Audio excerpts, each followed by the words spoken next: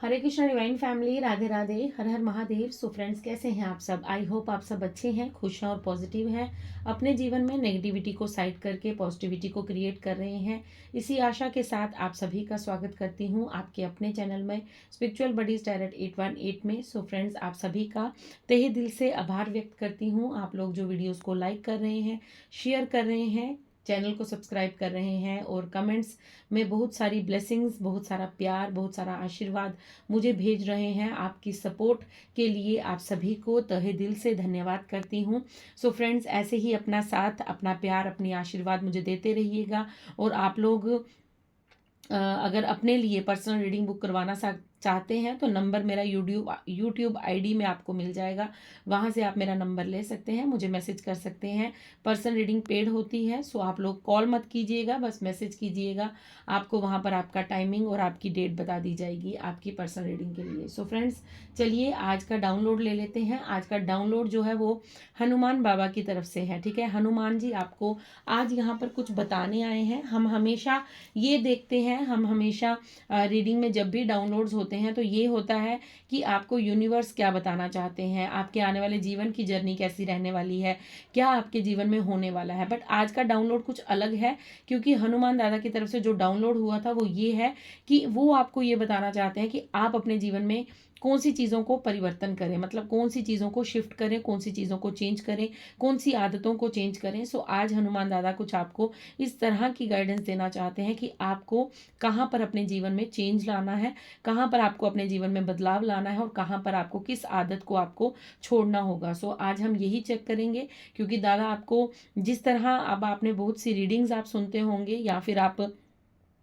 अगर काफ़ी लंबे समय से मेरे साथ कनेक्ट हैं तो आप देख रहे होंगे कि काफ़ी लंबे समय से जो रीडिंग्स हैं वो इसी टाइप की आ रही थी, डाउनलोड्स इसी तरह के थे कि आपके जीवन में कौन सी खुशियाँ आ रही हैं, आप जीत के करीब हैं। बट आज का डाउनलोड मुझे बिल्कुल अलग लग रहा है। मुझे ऐसा लग रहा है कि अब आपको, क्योंकि कल का जो डाउनलोड था महादेव की तरफ से वो भी कुछ गाइडेंस के तौर पर था, और आज का मैसेज भी, आज का डाउनलोड भी कुछ गाइडेंस के लिए है। मुझे लग रहा है कि दादा अब आपको आपकी आने वाली जर्नी के लिए प्रिपेयर कर रहे हैं। यूनिवर्स अब चाहते हैं कि अब जो पास्ट में हो गया वो तो हो गया, जो आने वाला है वो भी आ ही जाएगा, लेकिन आपको अपना प्रेजेंट कैसे जीना है, आपको अपने अंदर क्या चेंजेस करने हैं, इसके रिलेटेड दादा आपको कुछ बताना चाहते हैं। सो पॉजिटिव रहिएगा।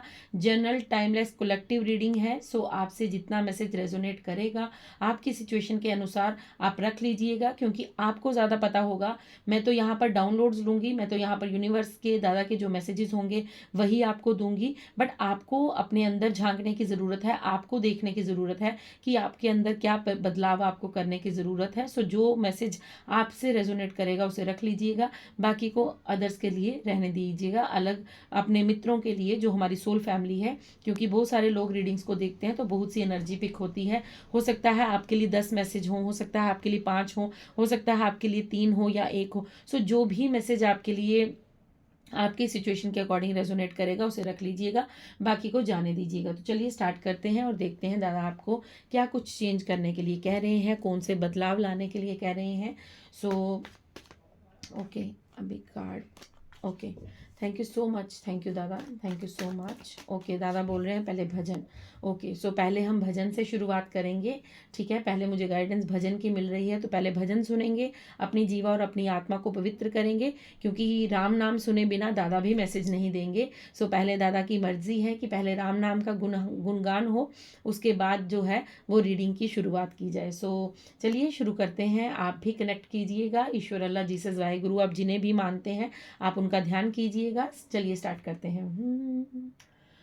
हो वीर हनुमाना अति बलवाना, वीर हनुमाना अति बलवाना, राम नाम जपियो रे, मेरे मन बसियो रे, हो राम नाम जपियो रे, मेरे मन बसियो रे, हो वीर हनुमाना अति बलवाना, वीर हनुमाना अति बलवाना, राम नाम जपियो रे,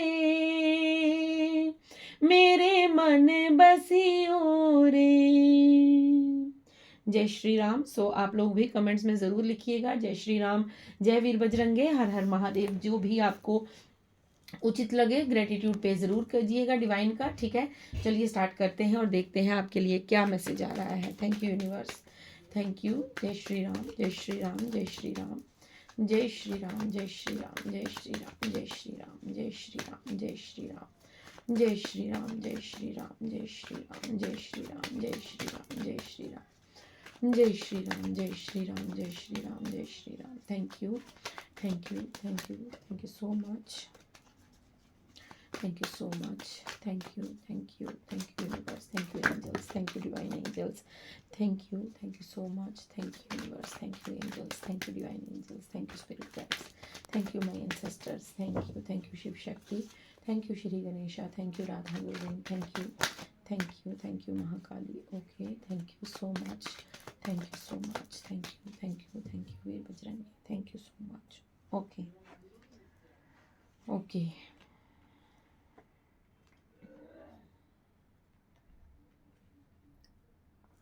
ओके, सो चलिए स्टार्ट करते हैं। और यहाँ पर जो सबसे पहले मुझे मैसेज मिल रहा है दादा की तरफ से, आपको यहाँ पर जो फर्स्ट मैसेज है कि आप अपनी बातों को बहुत ज़्यादा गोल मोल करते हैं, मतलब आप क्लियर किसी के साथ बात नहीं कर सकते, आप डरते हैं, आप झिझकते हैं, क्योंकि आप क्लैरिटी के साथ किसी के साथ बात नहीं करते, या आपके मन में कुछ और होता है। मतलब आप मन से जैसे किसी के सामने, कई बार हम ऐसा होता है कि हम दूसरे का मन रखते रखते अपनी बात को दबा देते हैं, अपनी बात को नहीं रख पाते हैं। हमें ऐसा लगता है कि शायद हमारे शब्दों से किसी को दुख ना हो, शायद हमारे शब्दों से किसी को परेशानी ना हो। तो आप क्या करते हैं कि अगर आपको कोई कुछ कहता है, अगर आपका मन नहीं भी है, आपकी इच्छा नहीं भी है, आप फिर भी उस कार्य को करते हैं, आप फिर भी उस बात को एग्री करते हैं, आप फिर भी उस टाइम पे उस पर्सन का दिल रखने के लिए कहीं ना कहीं अपने मन को दबा लेते हैं, या अपने मन की जो बात होती है उसे किसी के सामने व्यक्त नहीं करते हैं। सो सबसे पहले हनुमान दादा आपको यहाँ पर ये कह रहे हैं कि क्लैरिटी के साथ बात करना सीखिए, ठीक है। क्लियर विजन, क्लैरिटी, ये चीज़ें आपको यहाँ पर बताई जा रही हैं कि आप एक ऐसी पोजीशन पर जाएंगे, आप एक आप ऐसे कार्य के लिए चुने गए हैं जहां पर आपको स्पष्ट शब्दों में अपनी बात को रखना आना चाहिए। आपको अगर किसी के हित में बात है, अहित में बात है, वो आपका मैटर नहीं है। आपको जो दिखता है, आपको जो नॉलेज है, आपके सामने अगर कुछ लगता है आपको कि ये कार्य ऐसे नहीं ऐसे होना चाहिए, मतलब अगर किसी के झूठ बोलने से, अगर कोई आपको कह रहा है कि मैं उसको झूठ बोलकर ऐसे समझा दूंगा, तो अगर आपको लगता है कि इनके झूठ बोलने से किसी थर्ड पर्सन, और मतलब मैं अदर 2 पर्सन की बात कर रही हूँ, कि अगर आपके सामने कोई आपका फ्रेंड आपको कहता है कि मैं इस बात का झूठ दूसरे पर्सन के सामने बोल दूंगा, तो तुम बीच में तुम बीच में सच मत बोलना। तो आपको लगता है कि यहाँ पर उस पर्सन का उस झूठ के साथ नुकसान हो सकता है, लेकिन आप चुप रहते हैं कि आपको ऐसा लगता है नहीं, ये भी तो मेरा मित्र है, कोई बात नहीं, अगर कर रहा है तो वो भगवान देख लेंगे। तो यहाँ पर आपको दादा ये कह रहे हैं कि आपको सबसे पहले अपनी बात को क्लैरिटी के साथ रखना आना चाहिए। आपसे कोई नाराज हो, कोई खुश हो, कोई कुछ भी हो, लेकिन आपको हमेशा सत्य ही बोलना है। आपको जिस चीज़ के बारे में नॉलेज है, आप जिस चीज़ के बारे में जानते हैं, और आपको अगर ये पता है कि इस कार्य को करने के बाद इसका नुकसान हो सकता है या किसी और की ज़िंदगी खराब हो सकती है, तो आपको वो सत्य बोलना आना चाहिए। आपको दूसरों का मन रखते रखते अपने आप को दबाना नहीं है, अपने इमोशंस को दबाना नहीं है, अपनी बातों को दबाना नहीं है, क्योंकि ये समय आपका अब आ चुका है कि आप एक ऐसी पोजीशन पर जाएंगे, आप एक ऐसा कार्य करने वाले हैं जहां पर आपको सत्य बोलना आपके लिए अनिवार्य होगा, क्योंकि आप दूसरों का भला करने आए हैं, आपके हाथों से दूसरों का भला होगा। अगर आप भला ही नहीं कर पाएंगे, अगर आप सत्य ही नहीं बोल पाएंगे, अगर आप हमेशा दूसरों का मन रखते रहेंगे, तो आप सत्य और असत्य के बीच की लड़ाई को कैसे जीतेंगे? क्योंकि जहाँ पर सत्य और असत्य की लड़ाई होती है, वहां पर हमेशा जो सत्य है वो किसी ना किसी को तो हर्ट करेगा, क्योंकि सत्य हमेशा कड़वा होता है। ये आपने सुना होगा कि जो सच बोलता है उसकी बातों को हमेशा हमेशा जो है वो उसको अलग कर दिया जाता है, उसकी बातों पे गौर नहीं किया जाता, या ऐसा कहा जाता है ये तो रूड है, ये तो ऐसे ही बोलेगा, ये तो ऐसे ही करेगा, आप इसको इग्नोर कीजिए। और जो चिकनी चुपड़ी बातें करता है, जो बड़ा बटरिंग करके बातें करता है, जो सिर्फ छल और झूठ बोलता है, आजकल उसका ही सिक्का चलता है। बट आपको यहाँ पर दादा कह रहे हैं कि तुम्हारे आने वाले समय में तुम्हारे हाथों से कुछ ऐसे कार्य होंगे जहां पर तुम्हें सत्य समझना होगा और सत्य ही बोलना होगा। आप न्याय प्रिय इंसान हैं, ठीक है। आपके अंदर जो ऊर्जा है, आपकी जो सोल है, वो न्याय प्रिय है, उसे वैसे भी झूठ पसंद नहीं है। आपको किसी का बुरा करना, किसी का अहित करना आपको अच्छा नहीं लगता। लेकिन यहाँ पर दादा आपको ये कह रहे हैं, लेकिन जिस पोजीशन पर तुम बैठने वाले हो, जिस स्थान पर तुम्हें निर्धारित किया गया है, जिस चीज के लिए तुम्हें अभी आगे कार्य करना है, तो उसके लिए तुम्हारे शब्दों में क्लैरिटी होनी चाहिए। मतलब आपको ये पता होना चाहिए कि ये लोग मतलब अगर आपके सामने दो पर्सन है, अगर आप कोई राजा है, इमेजिन कीजिए कि अब अगर आप कोई राजा हैं, आप न्याय प्रिय हैं, तो अगर आपके सामने कोई दो व्यक्ति लाए जाते हैं, तो आपको वहां पर मालूम होना चाहिए कि आप ये तो नहीं कर सकते ना कि एक अगर एक जो इंसान है वो दोषी है और दूसरा निर्दोष है, तो आप ये तो नहीं कर सकते कि नहीं अगर मैं दोषी को दंड दूंगा तो दोषी को हर्ट हो जाएगा, अगर दोषी को मैं कोई सजा दूंगा तो दोषी को बुरा लग जाएगा। तो इन चीज़ों से आपको खुद को बचाना है, क्योंकि आप हर चीज़ दिल से नहीं सोच सकते। आपको अपनी बुद्धिमत्ता का, अपनी नॉलेज का वहां पर इस्तेमाल करना होगा। यही आपको यहाँ पर आज दादा बताने वाले हैं कि आपको क्या करना है आने वाले समय में। ये मैं आपको पहले ही जब मेरा डाउनलोड हुआ था, जब मैं आपको, अगर आपने इंट्रो नहीं सुना है तो आप सुन लीजिए, क्योंकि वहां पर मैंने ये क्लियर कहा था कि मुझे ऐसा लग रहा है जो वाइब्रेशंस अब मुझे कैच होती हैं, जो आपकी ऊर्जा मुझे मिलती है, वो ये है कि अब आपको आने वाली जर्नी के लिए तैयार किया जा रहा है। अब आपको क्या मिलेगा ये तो आपको मालूम हो चुका है कि आपके जीवन में सक्सेस आ रही है, धन आ रहा है, ये आ रहा है, वो आ रहा है। बट आपके जीवन में वो आएगा कैसे और आप उसको संभालेंगे कैसे, और आप उसके लिए क्या कर सकते हैं, कौन सी चीज़ों को बदल सकते हैं, कौन सी चीज़ों के, कौन सी आदतों को आपको बदलने की ज़रूरत है, या किस सूझबूझ के साथ आपको आगे बढ़ने की ज़रूरत है, आज की रीडिंग में आपको ये गाइडेंस दादा की तरफ से दी जा रही है। सो यहाँ पर दादा कह रहे हैं कि आपको अपने शब्दों में क्लैरिटी रखनी होगी। अगर कोई दोषी है तो उसे दोषी घोषित कीजिए, उसमें ये मत सोचिए कि दोषी को बुरा लग जाएगा, दोषी का मन दुख जाएगा। और अगर कोई निर्दोष है तो निर्दोष को आज़ाद कीजिए। ऐसा ना हो कि आपके मन रखने के चक्कर में आपके हर चीज को, मतलब आपको ऐसा लगता है कि मुझसे सभी खुश होने चाहिए। आपका एक ऐसा दायरा हो सकता है, आपकी एक ऐसी सोच हो सकती है कि मुझसे कोई नाराज ना हो, मैं सबके साथ अच्छी बॉन्ड बनाकर रखूं, या मेरे साथ सब मुझे सब अच्छा समझे, या आप अपने लिए जो है वो बहुत ज्यादा एक्सप्लेनेशन देते हैं कि मैंने ऐसा नहीं किया, मैंने वैसा नहीं किया। तो यहाँ पर दादा कह रहे हैं कि नहीं, अब जो तुम्हें काम सौंपा जा रहा है, आने वाले समय में जो तुम्हें काम सौंपा जाएगा, वहां पर विचारों पर कोई भी, जिस तरह फॉग आ जाती है तो हमें सामने खड़ा इंसान भी नजर नहीं आता।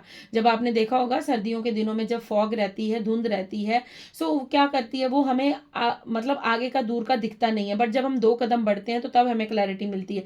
तो वैसे ही आपको धीरे धीरे, अब जब आप अपनी जर्नी में आगे बढ़ रहे हैं, तो आपको ये ध्यान रखना है कि आपको अपनी सूझबूझ, अपने विचारों के साथ बिल्कुल क्लीन रखना है, आपको अपना विजन क्लियर रखना है, आपको अपनी विचार शुद्ध रखने हैं, आपको अपनी दृष्टि बिल्कुल क्लियर रखनी है कि जो दोषी है उसे दोषी कहिए और जो निर्दोष है उसे निर्दोष कहिए। ऐसा नहीं है कि आप दोषी को भी सोच रहे हैं कि अगर मैंने इसको दोषी कह दिया तो इसकी मुझसे मित्रता बिगड़ जाएगी, तो ऐसा आपको नहीं सोचना है और ना ही करना है। यहाँ पर दादा आपको ये क्लैरिटी देना चाहते, ये बताना चाहते हैं कि आपके शब्दों में क्लैरिटी होनी चाहिए, क्योंकि जो न्याय करता है फिर वो न्याय ही करता है, फिर वो अपना पराया नहीं देखता, उसके बीच में कोई अपना कोई पराया नहीं होता। उसके लिए दोषी दोषी है, चाहे वो अपना हो चाहे वो पराया हो, और निर्दोष निर्दोष ही है, चाहे वो अपना हो चाहे वो पराया हो। सो आपको यहाँ पर ये समझना होगा। हो सकता है कई बार क्या होता है कि हम रिलेशंस में इतना ज्यादा उलझ जाते हैं, या हमारे कुछ क्लोज्ड वन के इतने सारे रिलेशंस होते हैं कि जहां पर हम उनके खिलाफ बोल नहीं सकते, मतलब हम कोई आवाज़ नहीं उठा सकते। अगर आपके, इवन कि अभी आप अगर मैरिड हैं, अनमैरिड हैं, मैं एक एग्जांपल दे रही हूँ कि अगर आपके सामने आपके बच्चे कुछ गलत कर रहे हैं तो आप उन्हें भी समझाइए। अगर आपके हस्बैंड या वाइफ कुछ गलत कर रहे हैं तो आप उनके साथ भी क्लैरिटी के साथ बात कीजिए कि ये मुझे पसंद नहीं है, ऐसा मत कीजिए, ऐसा मत कीजिए। अपने आप को दबाइए मत। अपने बच्चे, जो आपके अंदर इनर चाइल्ड है, उसे हीलिंग की ज़रूरत है, उसे प्रेस मत कीजिए, उसे मतलब और हर्ट मत कीजिए, क्योंकि वो ऑलरेडी, आपने उसकी जो बातें हैं वो दबा दबा कर, मतलब आपने कभी कुछ अपने मन का बोला ही नहीं, आप कभी कुछ अपने हित में बोले ही नहीं, आप हमेशा दूसरों के बारे में में सोचते रहे। सो आपको दादा यहाँ पर ये कह रहे हैं कि अब बस कीजिए, अब आप अपने आप को, अपने हार्ट को ओपन कीजिए, अपने विचारों को खुला कीजिए, अपने सोच को विकसित कीजिए, ताकि आप आने वाले समय में जब न्याय की कुर्सी पर बिठाए जाए, मतलब ये मैं एग्जांपल दे रही हूँ, अगर आप किसी चीज़ में, जैसे कोई लोग आपके पास कुछ राय लेने के लिए आ रहे हैं, तो आपको सही गलत का फर्क पता होना चाहिए। जिस तरह पास्ट की यहाँ पर मैं जो ऊर्जा पिक कर पा रही हूँ कि आप क्या करते थे, आप पखंडी और जो सही साधु होता था उन दोनों के बीच में फर्क नहीं जानते थे। अगर पखंडी ने भगमा चोला पहन लिया, अगर पाखंडी ने मास्क वेयर कर लिया, उसने भी अगर वही साधु वाला वेश धारण कर लिया, तो आप उसे भी संत महात्मा ही समझेंगे, आपको फर्क करना नहीं आता था। तो यहाँ पर आपको ये कहा जा रहा है, दादा आपको ये कह रहे हैं कि अब वो समय आ चुका है जब तुम्हें अपने आने वाले समय में साधु और पखंडी के बीच का फर्क पता होना चाहिए कि कौन सच में संत है और कौन सिर्फ तुम्हारे पैसे लूटने के लिए तुम्हारे सामने दिखावा कर रहे हैं। क्योंकि आजकल ये कलयुग का समय है, बहुत से लोग ऐसे होते हैं जो बिना मतलब के डोनेशन को इकट्ठा करते हैं और उसके बाद उसका क्या करते हैं वो मालूम नहीं।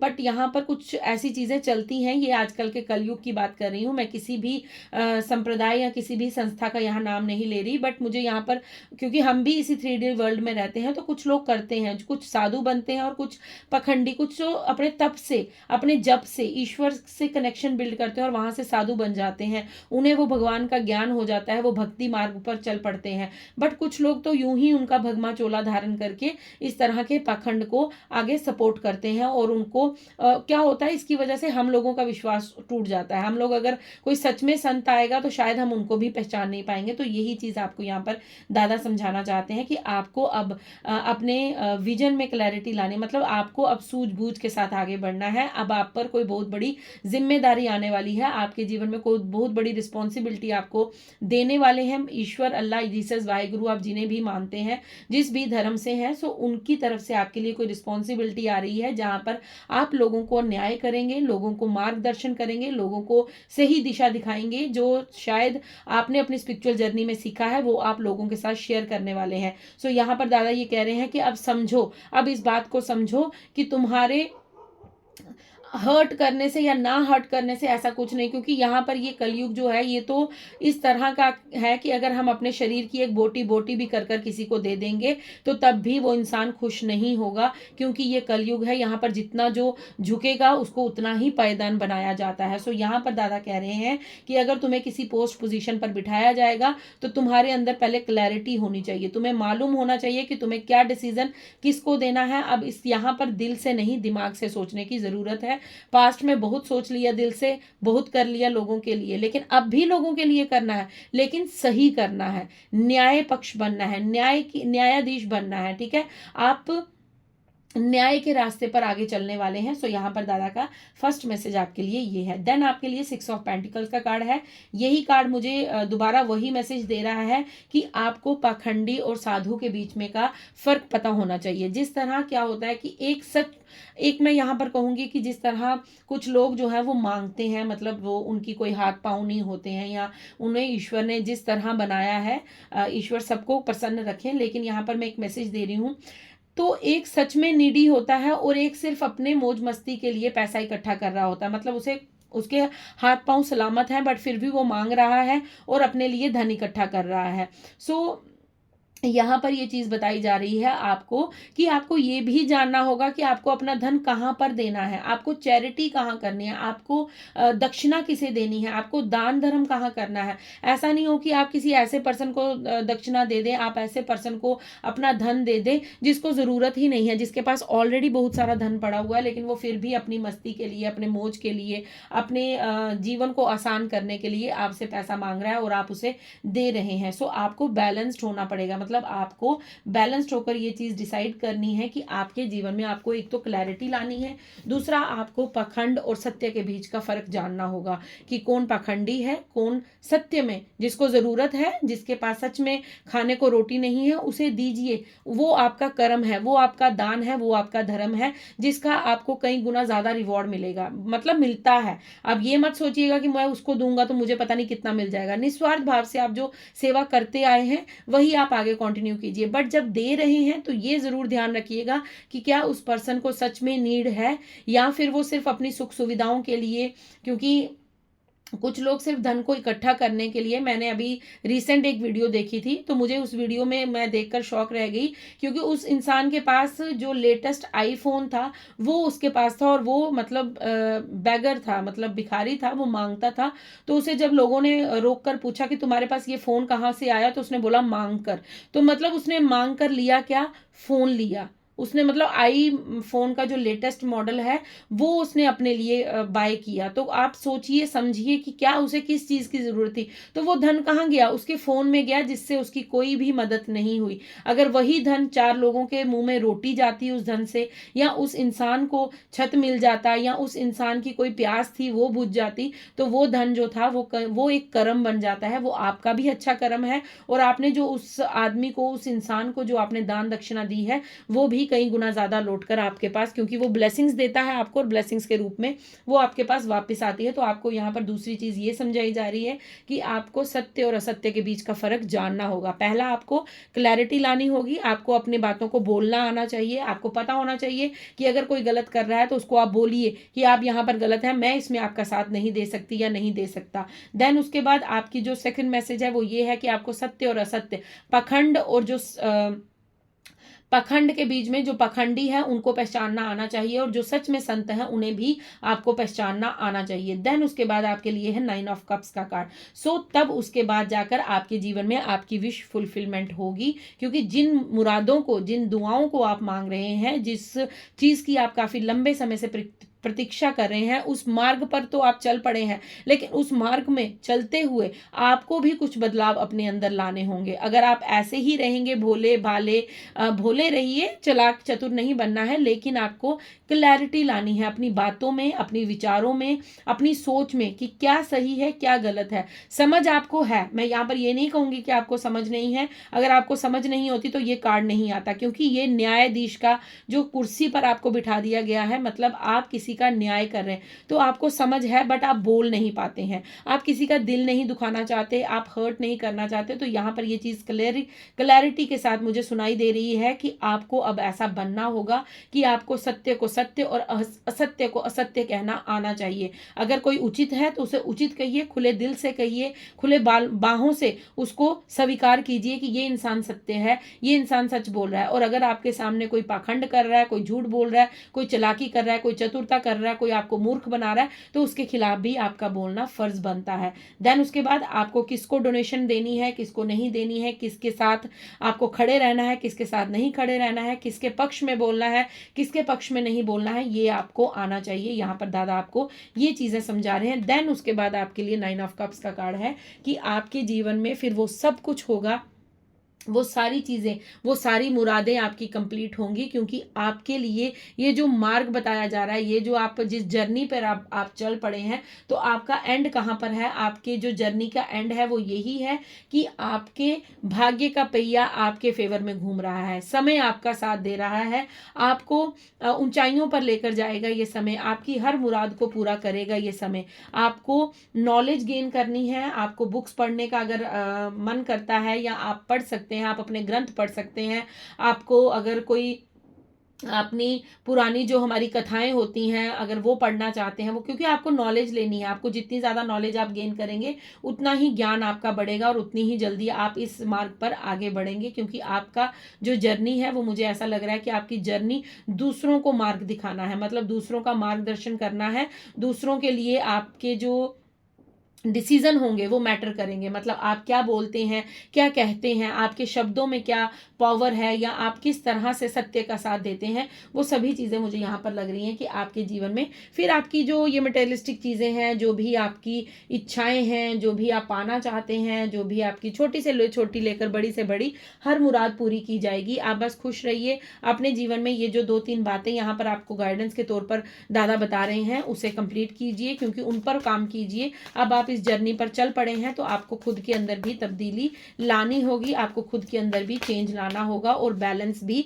लाना होगा, आपको बैलेंस भी अपने जीवन में लाना होगा। ओके, सो यहाँ पर एक मैसेज आया है, have no fear then recognise the sign from above, and confirmation आ गई है, be honest with yourself. So आपको जो मैसेज मैं यहाँ पर दे रही थी वही मैसेज दोबारा से कंफर्मेशन के लिए, आपको पता ही है कि रीडिंग को कंफर्म ज़रूर किया जाता है। सो यहाँ पर दादा की तरफ से कंफर्मेशन आ चुकी है कि आप जो सोचते हैं, ठीक है, बी ऑनेस्ट विद योरसेल्फ का मतलब है कि आपके जो विचार हैं, आप क्या चाहते हैं, आपको क्या लग रहा है कि सामने वाले पर्सन को मुझे क्या बोलना चाहिए, क्या ये सही है, क्या ये गलत है।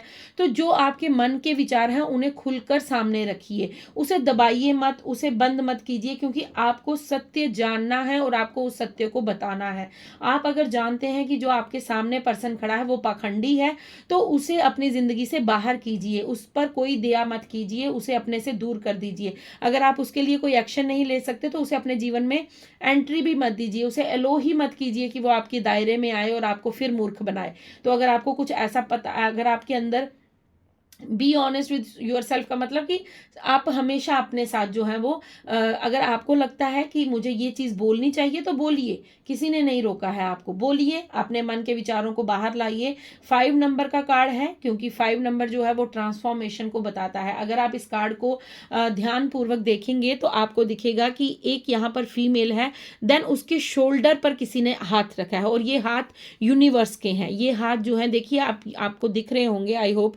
तो ये जो हाथ है मतलब आप, यूनिवर्स आपकी बैक पर खड़े हैं, मतलब आपके सपोर्ट में यूनिवर्स खड़े हैं। आप जो करेंगे, आप जिस रास्ते पर आगे जाएंगे, यहाँ वहां पर यूनिवर्स का सपोर्ट आपको जरूर मिलेगा। तो आपको ओके ओके ओके, सो कंफर्म हो गया। बी ऑनेस्ट विद योरसेल्फ के साथ हैव नो फियर का कार्ड है। तो दोबारा से 5 नंबर का, ये 14 नंबर का कार्ड है, दोबारा से 5 नंबर का, 4 + 1 = 5। तो 5 का यहाँ पर कार्ड आ चुका है। 5 का मतलब है कि बिग ट्रांसफॉर्मेशन, आपके जीवन में बिग बदलाव, बिग चेंज हो रहा है। आपके जीवन में कुछ बदलाव लाने की जरूरत है। जो आज दादा आपको बता रहे हैं, ये चेंजेस अपने जीवन में लाइए। आपको कहा जा रहा है कि आपको किसी से भी डरने की जरूरत नहीं है। अगर आपको लगता है कि मेरे कुछ कहने से जो नेक्स्ट पर्सन है वो रूठ जाएगा, वो मुझसे नाराज हो जाएगा या उसकी फीलिंग्स को हर्ट हो जाएगा, तो ऐसे रूड नहीं बनना है। मतलब जो सच में गलत है उसे गलत कहने में कोई गलती नहीं होती, क्योंकि आप सत्य की राह पर हैं, आप अध्यात्म जर्नी पे हैं। तो आपको ये चीजें अपने जीवन में लानी होंगी। इसलिए आपको यहाँ पर दादा कह रहे हैं हैव नो फियर,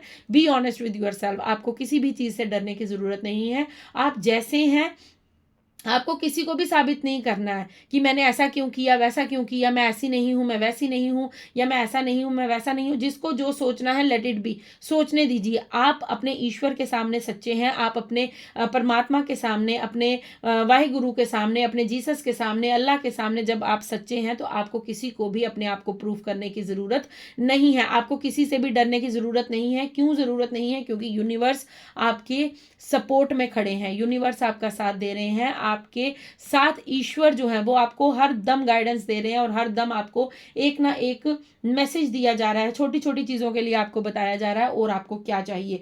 देन उसके बाद है recognise the sign from above. So आपको यहाँ पर एक चीज ये भी बताई जा रही है कि हो सकता है आपको पक्षी बहुत ज्यादा दिख रहे हैं, आपको फेदर्स दिख रहे हैं, आपको बटरफ्लाइज दिख रही हैं, आपको एंजल नंबर्स दिख रहे हैं, आपको पेंटिकल्स दिख रहे हैं, आपको क्वाइंस दिख रहे हैं। तो आपको यहाँ पर कहा जा रहा है कि ये जो मैसेजेस, आपको हो सकता है आप इग्नोर कर रहे हैं इन चीजों को, आप नहीं ध्यान दे पा रहे हैं इनमें। सो आपको कहा जा रहा है कि इन चीजों पर ध्यान दीजिए। आप गूगल कर सकते हैं, देख सकते हैं कि आपको क्या नंबर, एंजल नंबर दिख रहे हैं, कौन सा परिवर्तन आपके जीवन में आने वाला है, कौन सा चेंज आपके जीवन में आने वाला है, या उस समय आप क्या सोच रहे थे जब आपने 444 की ऊर्जा को देखा था, या जब आपने 555 की ऊर्जा को देखा था, जब आपने फोन स्क्रीन पर 555 देखा था, या किसी गाड़ी के नंबर पर आपने 111 देखा था, 1111 देखा था, या रात को आपने 11:11 पर वॉच देखी है, सुबह देखी है, 12:12 देख रहे हैं, 12:21 देख रहे हैं। तो ये कुछ एंजल नंबर्स हैं जो आपको दिखाए जा रहे हैं। या आप कहीं जा रहे हैं तो आपको कलरफुल फेदर्स दिख रहे हैं, या फिर आपको बर्ड्स बहुत ज़्यादा आपके इर्द गिर्द हैं, बटरफ्लाइज आपके इर्द गिर्द बहुत ज़्यादा आ रही हैं। सो आपको इन सारे सिग्नल्स को, इन सारे सिंबल्स को, इन सारे साइंस को आपको समझना होगा, क्योंकि ये चीज़ें आपको बताना चाहती हैं। ये एंजल्स के थ्रू आपकी साथ कनेक्ट करने का एक तरीका होता है, एक वे होता है जो आपके साथ कनेक्ट करना चाहते हैं और आपको बताना चाहते हैं कि आपके जीवन में क्या परिवर्तन आने वाला है। या फिर आप ये देख सकते हैं कि उस समय आप क्या सोच रहे थे, उसी के इर्द गिर्द 5 मिनट पहले या 5 मिनट बाद में आपके दिमाग में क्या थॉट्स चल रहे थे। तो उससे कहीं ना कहीं ये चीज जो है वो आपको और क्लैरिटी देगा कि एंजल्स, यूनिवर्स, दादा आपको क्या कहना चाहते हैं। ठीक है, आपके लिए एक कार्ड और है बॉटम डेक में, yes, recognise the sign from above का यहाँ पर 8 नंबर का कार्ड भी आया है। सो मैं यहाँ पर आपको बता चुकी हूँ कि आपके जो कर्मास हैं वो भी आपकी तरफ, जब आप गुड कर्मास करते हैं, आप सही इंसान को दान पुण्य करते हैं, जब आप सही पर्सन को अपनी ऊर्जा सेंड करते हैं, सही पर्सन के प्रति आप स्नेह भाव रखते हैं, तो वो कई गुना होकर आपकी तरफ वापस लौटता है। आपने बहुत सारा दान पुण्य किया भी है, आपने बहुत सारी चैरिटी की है, आप डोनेशन करते रहते हैं, आप नीडी पीपल्स के लिए बहुत कुछ करना चाहते हैं और कर भी रहे हैं। जितना आपसे हो पा रहा है उतना आप कर पा रहे हैं। सो यहाँ पर ये क्लियर मैसेज है। देन उसके बाद मैसेज है 9 नंबर का, जो कंप्लीशन को शो करता है। कंप्लीशन मतलब कंप्लीट, और ये साल भी मंगल का साल है। आज वार भी मंगल है, हनुमान बाबा का वार है, और ये साल भी मंगल का है, हनुमान जी का। आप राम नाम जप जरूर कीजिएगा। अगर आप सनातन धर्म से हैं तो आप राम नाम जप जरूर कीजिएगा, क्योंकि ये मंगल का साल है। ये इस साल में राम नाम जप करना बहुत ही अति शुभ फलदायक होगा। आप राम नाम जप जरूर कीजिएगा। चाहे आप लिख सकते हैं, अगर लिखना चाहते हैं तो 1 पेज रोज का राम नाम लिखिए। अगर नहीं लिखना चाहते तो माला पर 108 बार चैंट जरूर कीजिएगा। अगर नहीं करना चाहते तो चलते फिरते उठते बैठते राम नाम जप जरूर कीजिएगा। यहाँ पर ये 9 नंबर का कार्ड आकर क्लियर मैसेज दे रहा है कि आपके लिए यहाँ पर ये मैसेज है, don't give up on love. So आपको कहा जा रहा है कि अगर पास्ट में किसी बात को लेकर आपका जो विश्वास है वो प्यार से उठ चुका है, अगर आपका कोई विश्वास है कि आप किसी और पर ट्रस्ट नहीं कर पा रहे हैं, आप अपने जीवन में प्यार नहीं आने दे रहे हैं, सो यहाँ पर दादा आपको ये कह रहे हैं कि माफ़ कीजिए।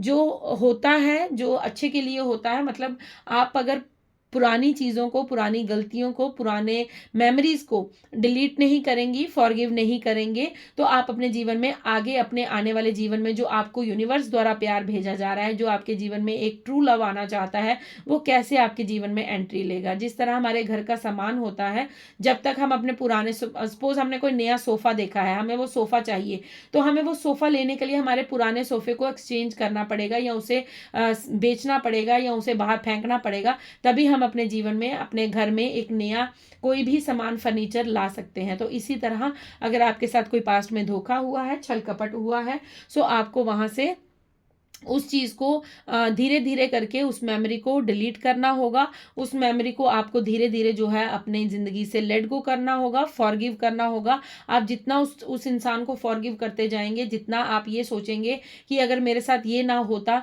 तो मैं अपने जीवन में ईश्वर के साथ कैसे कनेक्ट करता, अपनी फीलिंग्स को कैसे जानता, अपने इमोशंस को कैसे जानती, या अपने करियर में इतना आगे कैसे बढ़ती, या फिर मैं अपनी जर्नी में, स्पिरिचुअल जर्नी में आगे कैसे बढ़ता। सो आप पॉजिटिव चीज़ें सोचेंगे तो आपके जीवन में पॉजिटिव जो होगा, वो पॉजिटिविटी जो है वो आना स्टार्ट हो जाएगी। अगर आप अपनी कॉर्ड कटिंग चाहते हैं, आपके कोई पास्ट पर्सन है, कोई एक्स है जिनसे आप अभी तक अपने बॉन्ड को नहीं छुड़ा पा रहे हैं, आप अभी तक अपने उसी रिलेशन में अटके पड़े हैं, तो आप मुझे मैसेज कर सकते हैं मेरे व्हाट्सएप नंबर पर। आपको यूट्यूब आईडी पर मिल जाएगा।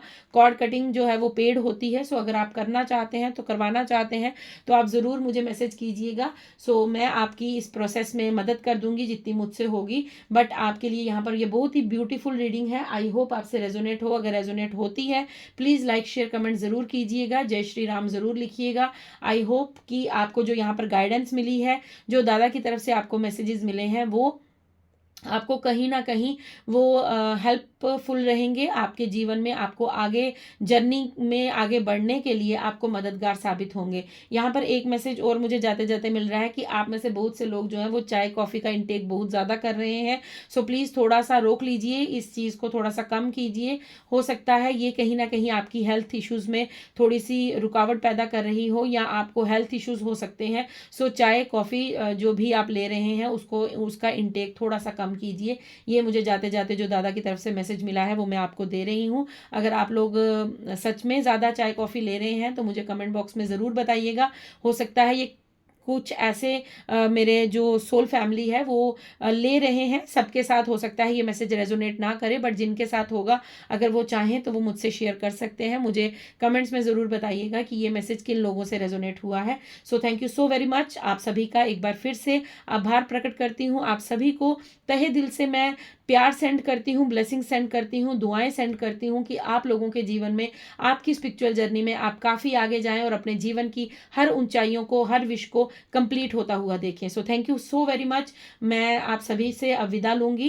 कल मिलती हूँ आपसे नेक्स्ट डाउनलोड के साथ। तब तक के लिए खुश रहिए, मस्त रहिए, अपने आसपास के लोगों को मस्त रखिए। राधे राधे, हर हर महादेव, जय श्री राम, जय बजरंगबली, शुभ रात्रि।